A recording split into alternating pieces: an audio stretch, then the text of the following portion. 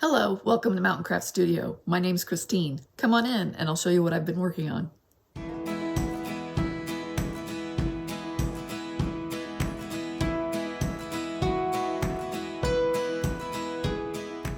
Hello, YouTube friends. I have been a quilter for 16 years and a long arm quilter for many of those. And people often ask me, what should they do with Grandma's quilt?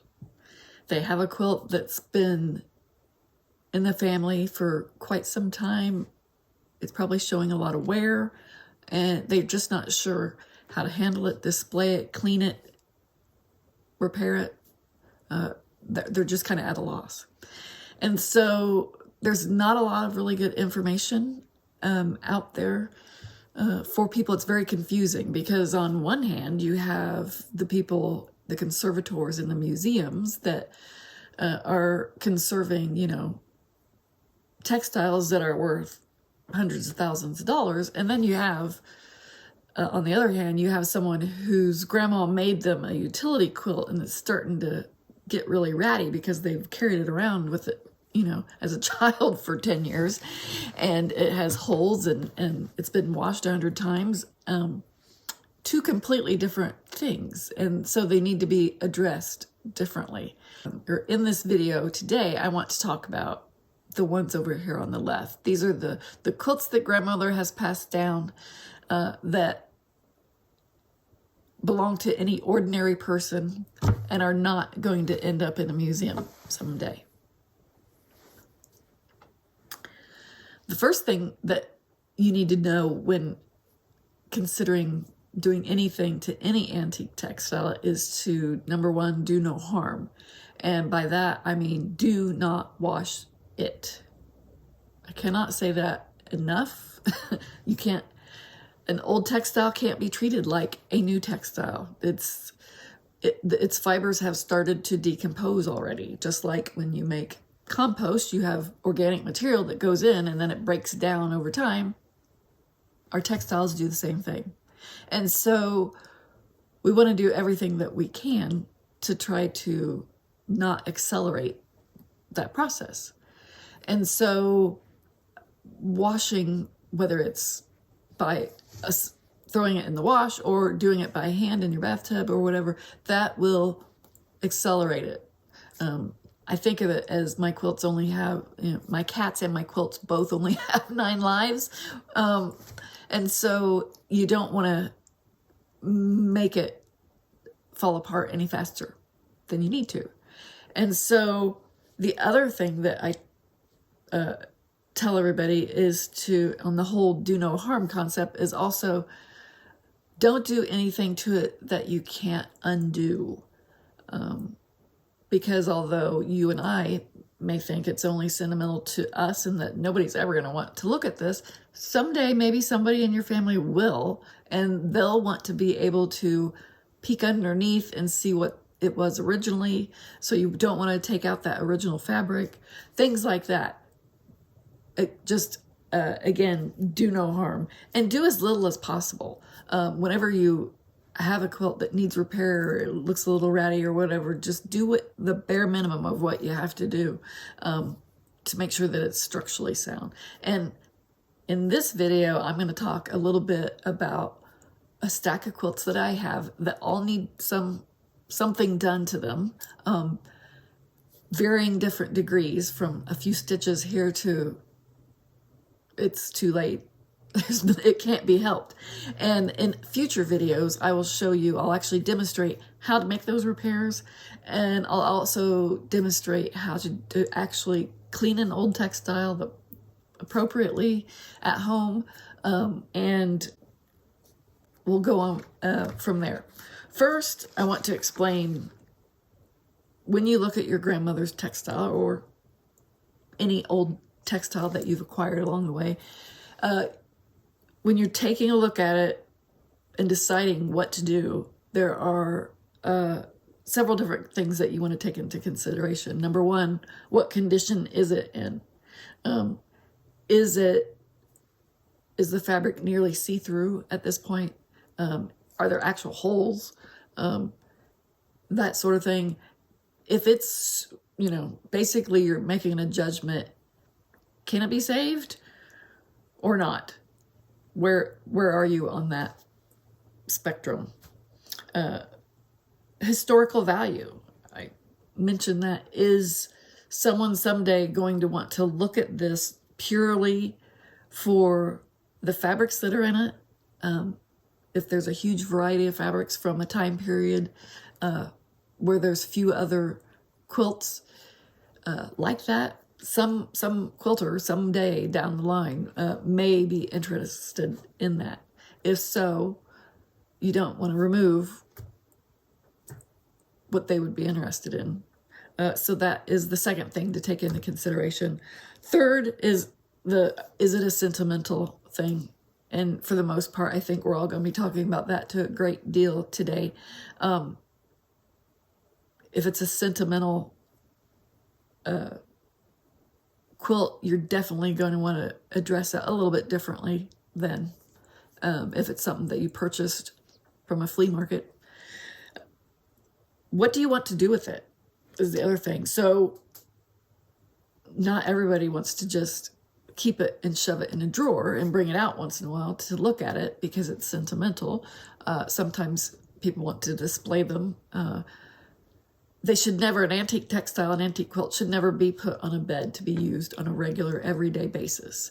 A lot of people will argue with me about that, but that is another way of depleting one of its lives. It will, again, the fabrics are fragile and not in a state that they should be, you know, used every day. Just the pulling of the fabric when you get into bed up to your chin is enough to create tears in an antique textile. Sitting on it is enough to cause problems. The sun beating on it all day, pets, that sort of thing, that everyday use is too much for an antique quilt.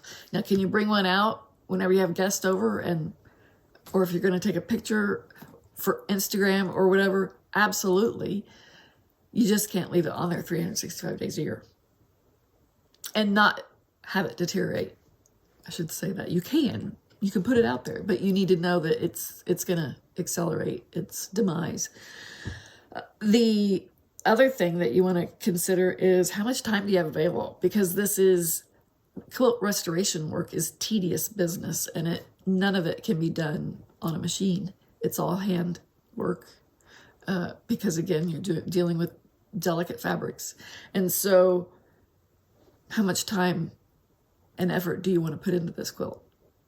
And I think that's, for me, I enjoy the work.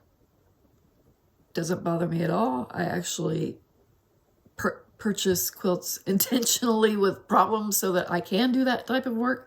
But not everybody enjoys handwork, and I understand that. And so sometimes they just want a quick and easy fix, and usually that's the best fix. Anyway, and so today I'm going to walk you through some of those quilts that I have, and I'll just evaluate the quilt, and hopefully as I do each quilt, it'll give you ideas on your own quilt, and you'll be able to ask questions so that I can address them in the next video. I plan the next video to be a demonstration of the quilts, the repairs on the quilts that I'm going to show you today, and then I'll have a third video discussing the cleaning and storage and display, and that might be broken into a couple of videos, but that is my plan for now. If you do have questions as I go along, please leave them in the comments below so that I can address them in the next video. All right, I'll see you over by the quilts. Okay, well, my love of textiles started as a little girl. I can remember this quilt being on my bed, and I remember just staring at all the different fabrics. This one with the rosebuds. I can remember that like it was yesterday. This has always been, I've always loved anything with little rosebuds on it like this. It's funny how things like that imprint into your brain. This one is a utility quilt that was made by my paternal grandmother, probably in the late 50s, early 60s. She passed away, I think in 64, so it was prior to that. This is one, like I said, it was on my bed as a child. It was washed and washed and washed, and this is actually the binding that you're looking at here that's all torn up. So it was the back of the quilt had been brought around to the front and then sewn down. And this is probably the most common wear situation that quilts have, is the binding will blow out at the side.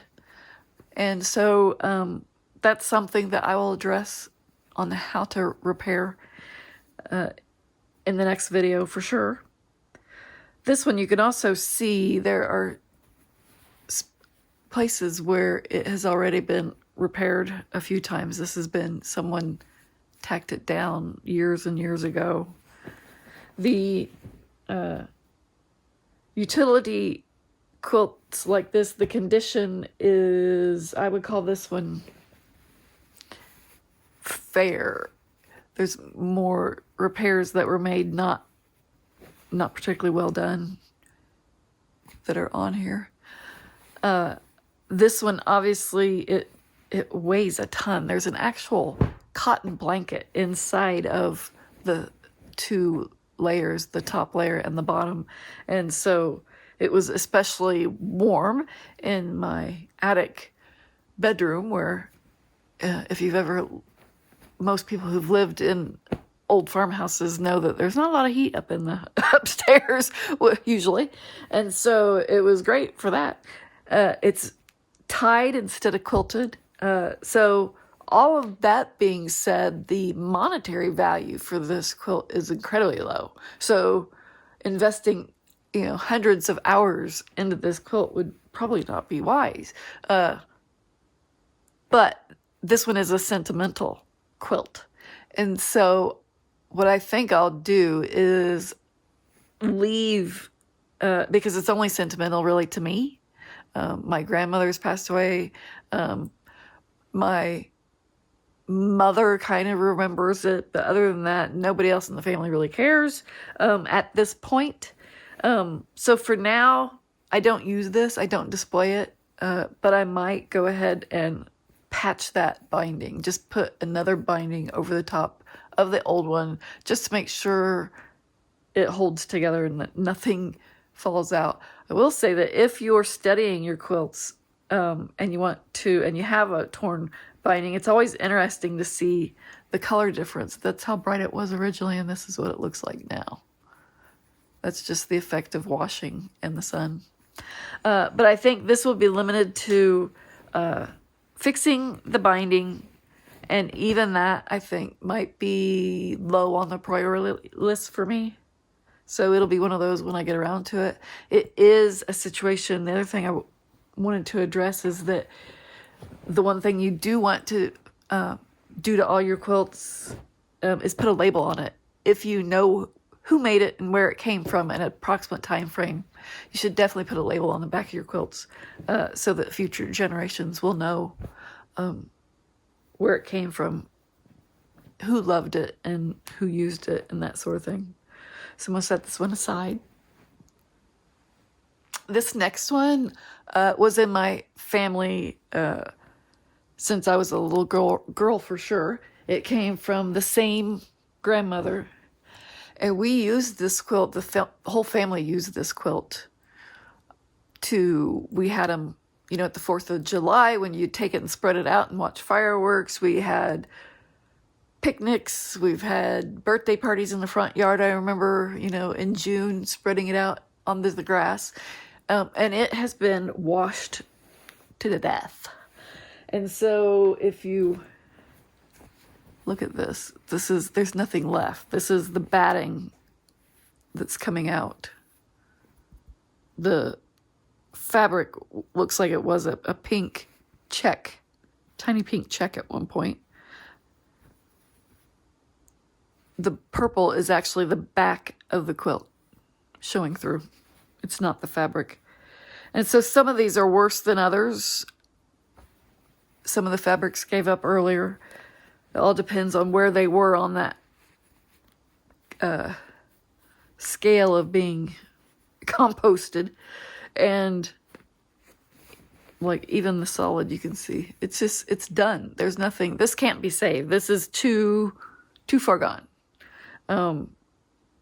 Even for me, a diehard repairer or restorer. But that doesn't mean it needs to be thrown out. This is actually interesting because of the quilting. So I'm going to show you the back. It's easiest to see it there. This quilt was made, again, same time period, 40s to 50s fabrics in this, but look at the quilting. That's not hand quilting. That's machine quilting, and it's done in strips going this way. So it was actually done with a contraption like this, and it was done, it was the original long arm quilting, only with a standard machine.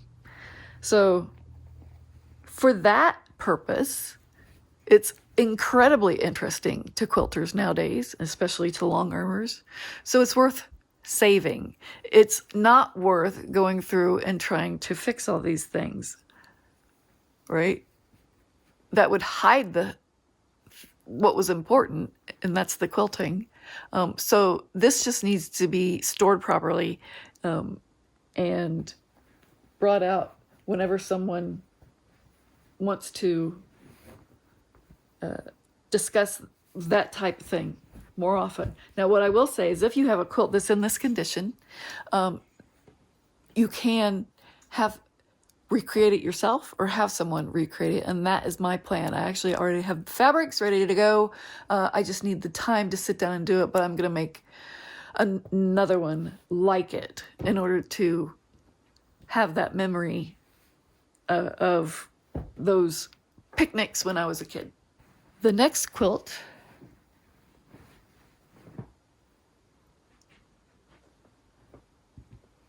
is a little more delicate, so I'm handling it a little more carefully. This was done by my stepfather's grandmother, and it's interesting because if you look, it's already lost part of its self. At some point, someone cut it off and put a new binding on this edge. They shortened it, maybe because they wanted a shorter quilt to go on a child's bed, or most of the wear seems to be on this end. As I go through and look, there's lots of little things you can see through here and here. This is starting to fall apart.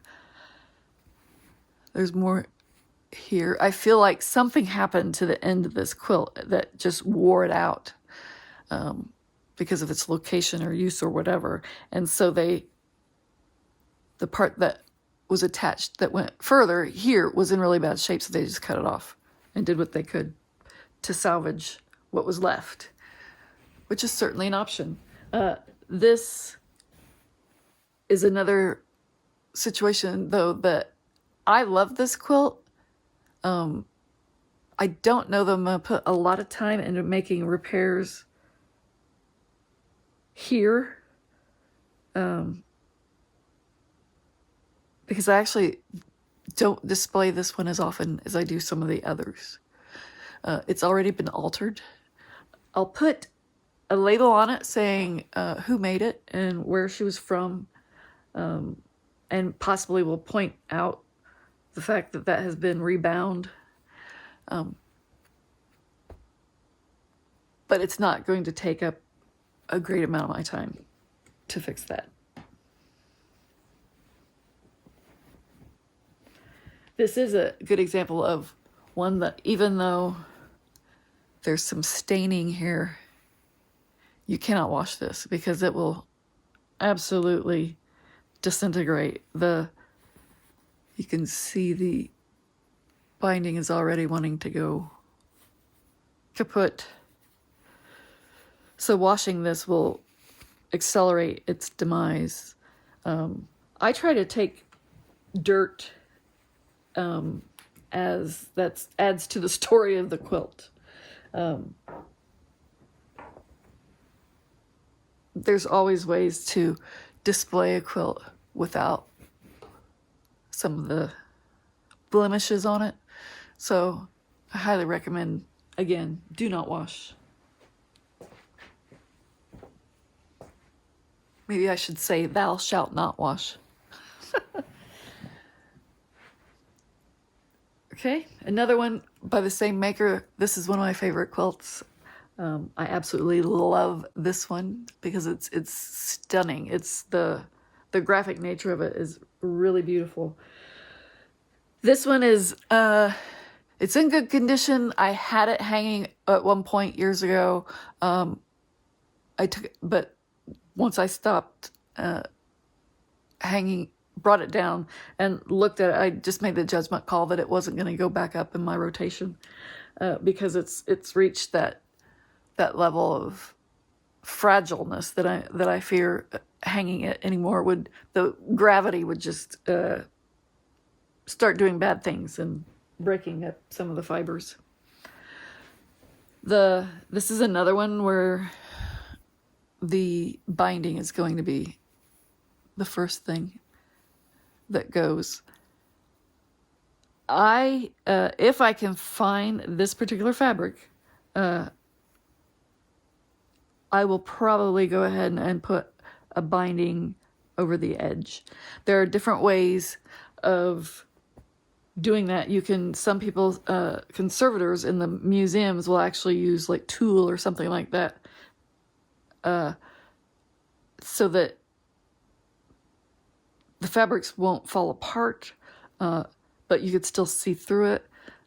Unfortunately, that in recent years has been pointed out that that's actually causing more damage on a lot of the historic textiles. So it's again better to do nothing than to do damage. So that's something that you'll have to take into consideration on your own quilts. But if I can find the appropriate color, which is this indigo type fabric, is reproduced quite a bit now. So I think that's going to be an option. So I think that will be something that I will do. Sometimes you can go ahead and apply your binding by machine on the front and then hand stitch the back. This might be a good candidate for that. It's definitely possible. One thing that I noticed years ago on this quilt that I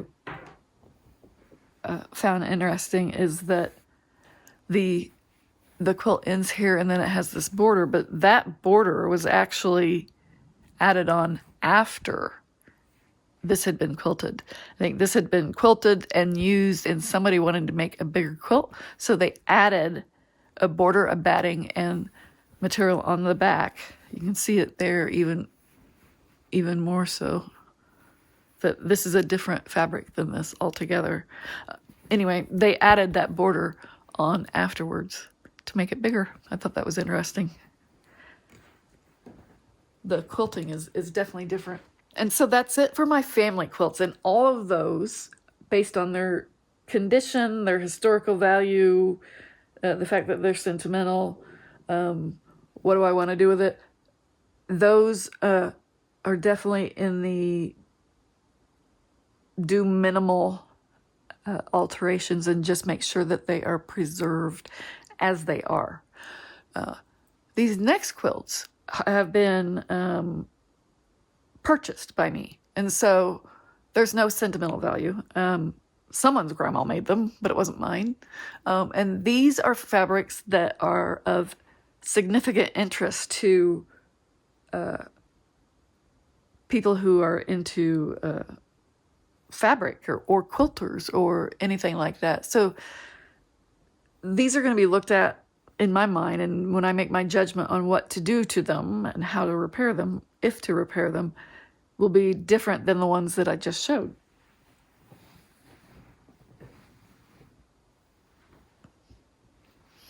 So these next 3 quilts were all acquired from a deaccession from a museum. These were quilts that were in a museum in Illinois, and at some point they had what appears to be some problems with maintaining the condition, and so they had decided to sell off a very large amount of quilts in order to get them into hands of people who could do the restorations or storage, appropriate storage or whatever.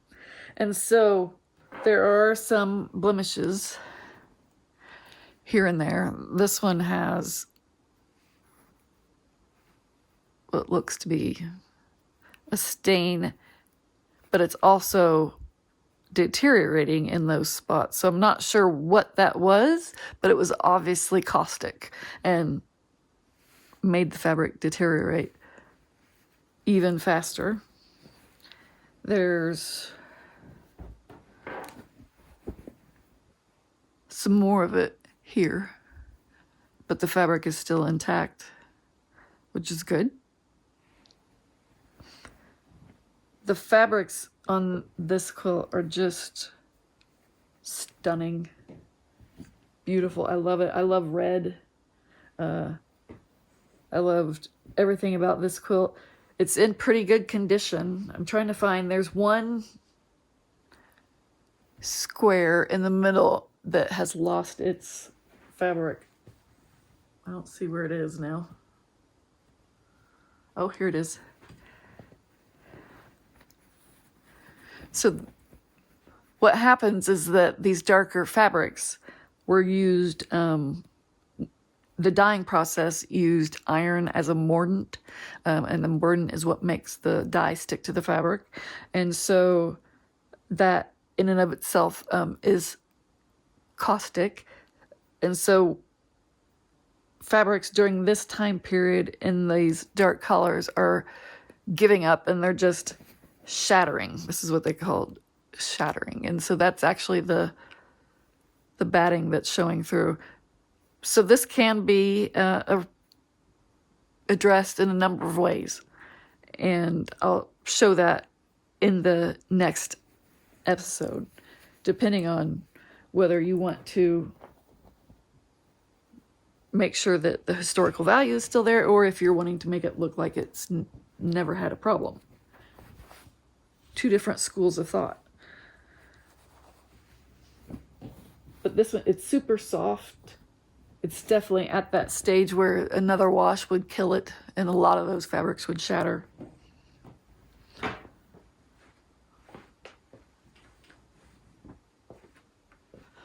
The next one here is a really interesting one. It has tons of damage to it.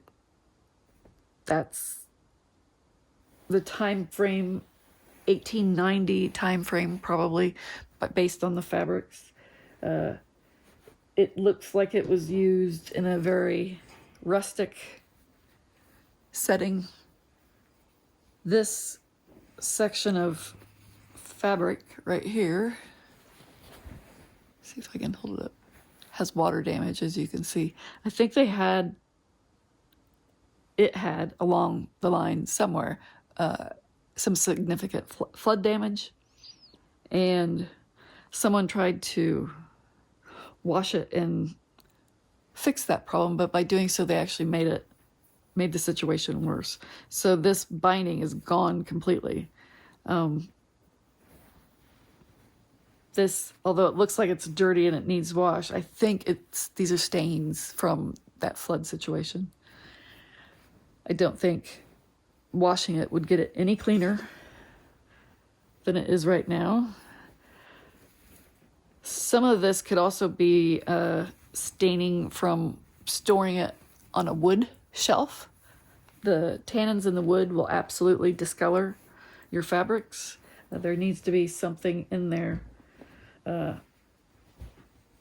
acid-free to protect the fabric from the wood. there's more staining here on the chin guard. It is a really, really interesting quilt to study. It's certainly humble if you look at it in its entirety and its condition. But if you like primitive things like I do, it's certainly worth saving. So I think my plan is to address the few spots that have shattered fabrics like this, address the binding, this one already has a quilt label, and it's the Illinois Quilt Research Project, so I know that it's already been documented. But my goal for this one is to just do the bare minimum to keep it from deteriorating any faster. This corner you can see is just starting to go. So there will be a lot of delicate work being done here on both the quilt and the chin guard. So this one's going to take some time, and it's going to be a little bit interesting because obviously with all these stains and things, I can't just put a brand new fabric right here. It'll stand out like a sore thumb. So we'll talk a little bit next time about how I'm going to address that, because I'm not going to wash the quilt to make it match the new fabric. We're going to do the opposite. We're going to make the new fabric match the old.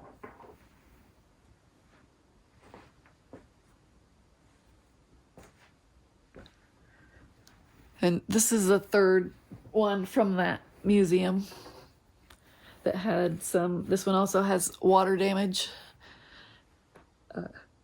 with staining, and it has what appears to be some rodent damage. This one actually only goes through the top fabric and the batting. There's another very large hole somewhere. There's more here that you can see. But there is just a giant hole in the middle of the quilt too, that a rodent, there it is.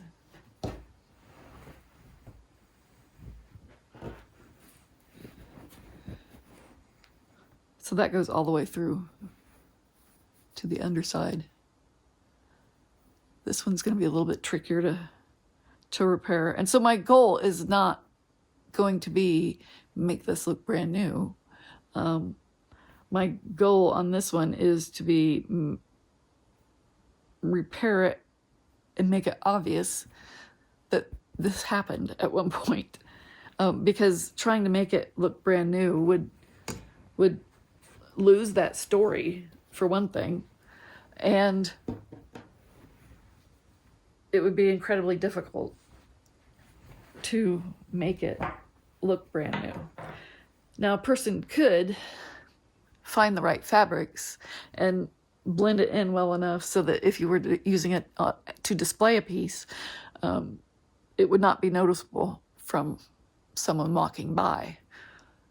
That's always an option. But I think this one probably is going to be more noticeable, simply because it's right smack in the middle of the quilt. So this one will be a good one to demonstrate with. I really, really like this one.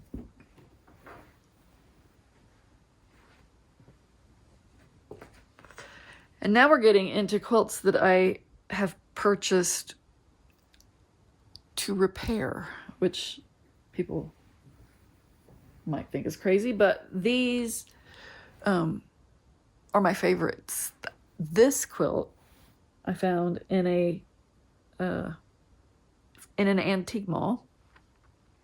It was being sold more or less as a cutter quilt, and the cutter quilt terminology is something that people will on eBay or Instagram or all kinds of places, people sell these quilts that are super tattered to people who want to cut them up and then make them into crafts, that sort of thing, which sometimes they're too far gone, and that's probably a good use for them if it doesn't give anybody any sentimental value.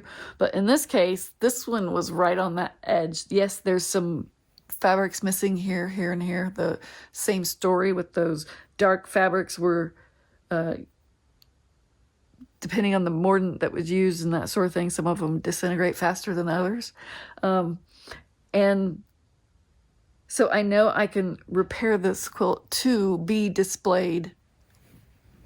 It's going to take a while because there's a lot of pieces that are going to need redone. The binding is going to have to need, it's in really rough shape. So I will apply a new binding to it. But I've made this pattern as a quilter before, and I know how long it takes to make all these little star points. And so to me, it was worth buying it, investing the time to repair it, and then have it to use as decor in my house, because it saved me a ton of time trying to recreate this look. It was the right colors for me. These are I love this time period and this style of quilt, so it made sense to me.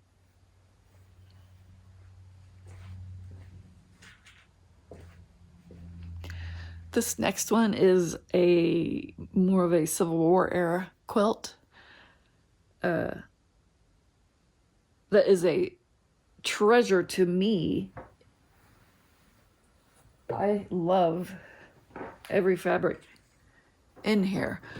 As far as I can tell, I've looked and looked and looked at this thing, and I don't believe there's any matching fabrics. I think every fabric in here is unique. And so it is worth more monetarily, also just from historical standpoint of trying to repair it. And so I don't want to lose the uniqueness of every fabric having being unique. So this is one where I will do the least amount possible, but yet still address all the fabrics that have shattered in order to make sure that things are stable and that it's safe enough for me to bring out and look at and study and occasionally display, because it's beautiful. Let's face it, it's gorgeous. And so this one will be, it's very, very delicate in it because it's so old. And so it will require some special handling, and I'll explain some of that during my next video about how to go about handling fragile fabrics and repair them at the same time.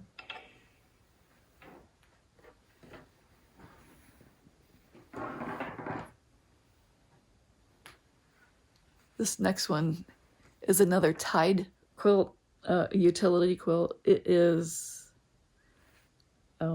I love it. It is one of my absolute favorites.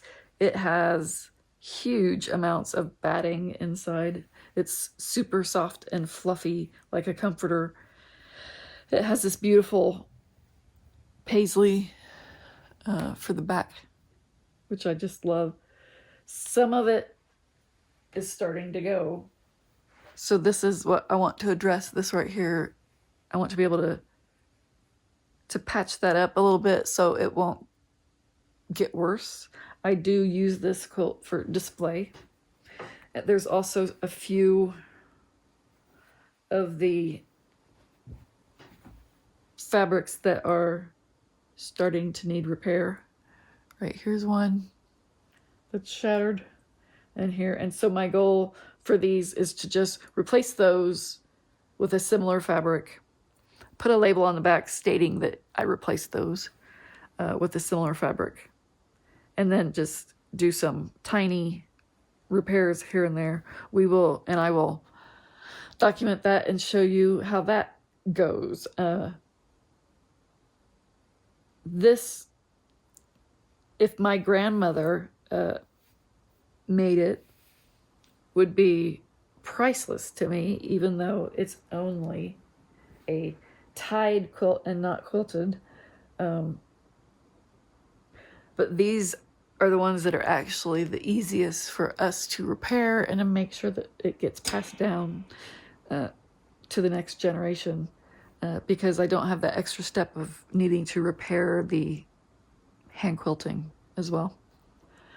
But I hope this helped you understand kind of what your antique quilt is like, so that you can judge its condition, its historical value, whether or not you want to spend a million hours, and what you want to do with it, and what you can do with it, reasonably expect to do with it.